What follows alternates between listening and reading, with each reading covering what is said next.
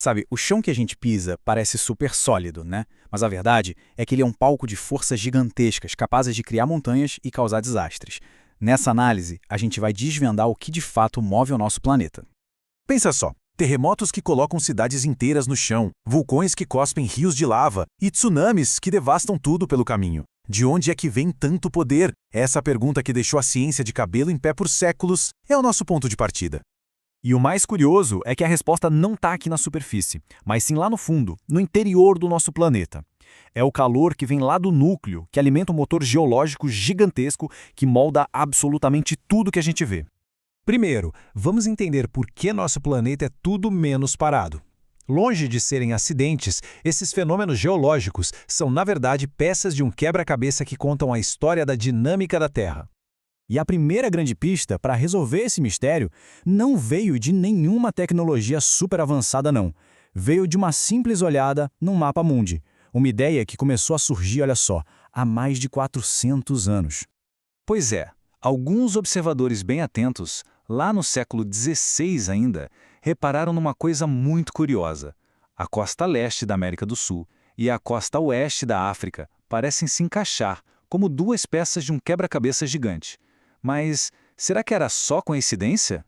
Bom, essa observação deu origem a uma teoria que mudou tudo, a deriva continental. A ideia era bem radical para a época. E se os continentes estivessem, de verdade, se movendo? A prova disso era forte. Fósseis da mesma espécie de planta e de animal encontrados em continentes que hoje estão separados por milhares de quilômetros de oceano.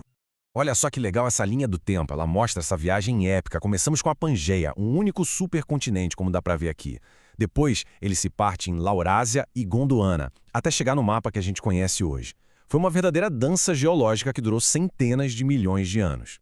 Ok, isso tudo leva a gente para uma pergunta gigante.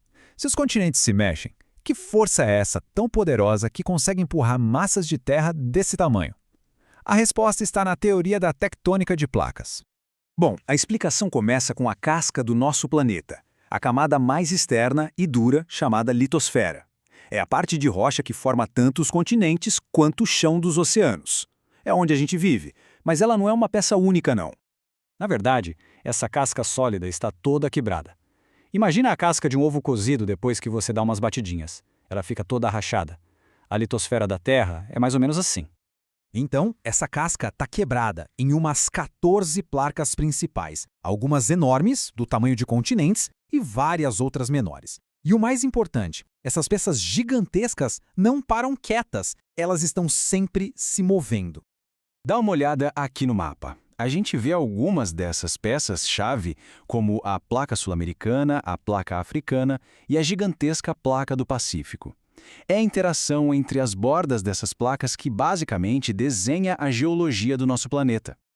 Mas o que move essas placas, afinal? É tipo um motor gigante e funciona assim, em 3 passos. Primeiro, o calor do núcleo da Terra esquenta o manto. Segundo, esse calorão todo cria correntes no material derretido, mais ou menos como a água fervendo numa panela. E terceiro, essas correntes arrastam as placas que estão boiando em cima, movendo elas bem devagarinho, mas sem parar.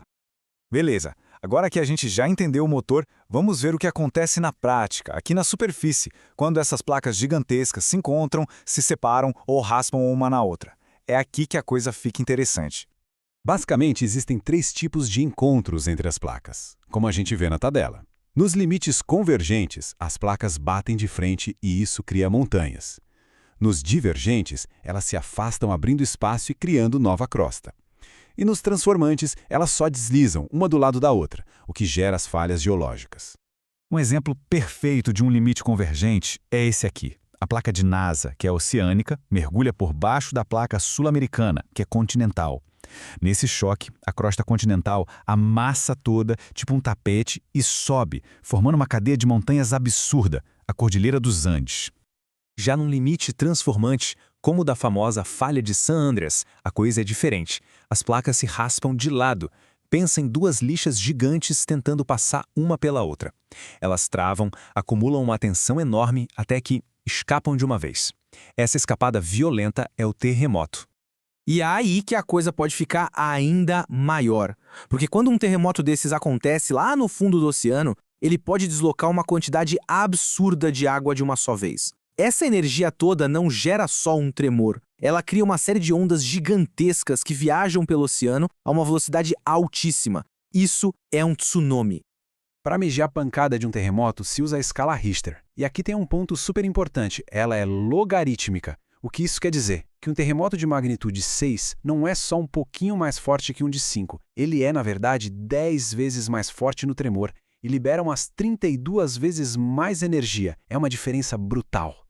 Para a gente ter uma ideia do que isso significa na vida real, um terremoto de magnitude 2 a 4 pode parecer um caminhão passando na rua. Já de 4 a 6, pode quebrar janelas.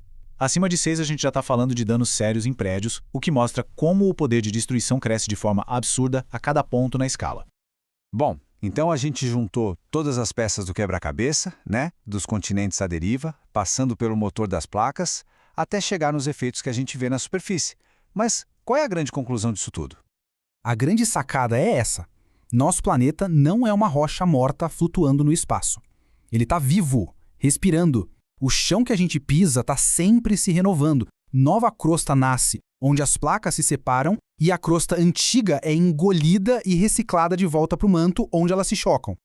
E isso nos leva à ideia mais incrível de todas, talvez. A mesmíssima força geológica que esculpe as paisagens mais bonitas do mundo, como montanhas gigantes e ilhas vulcânicas, é a mesma que causa terremotos e tsunamis devastadores. Criação e destruição são literalmente dois lados da mesma moeda. E para terminar, fica essa reflexão. Os continentes continuam se movendo mais ou menos na velocidade com que as nossas unhas crescem. Isso não para nunca. Diante disso, já parou para pensar como vai ser o mapa mundi daqui a 100 milhões de anos?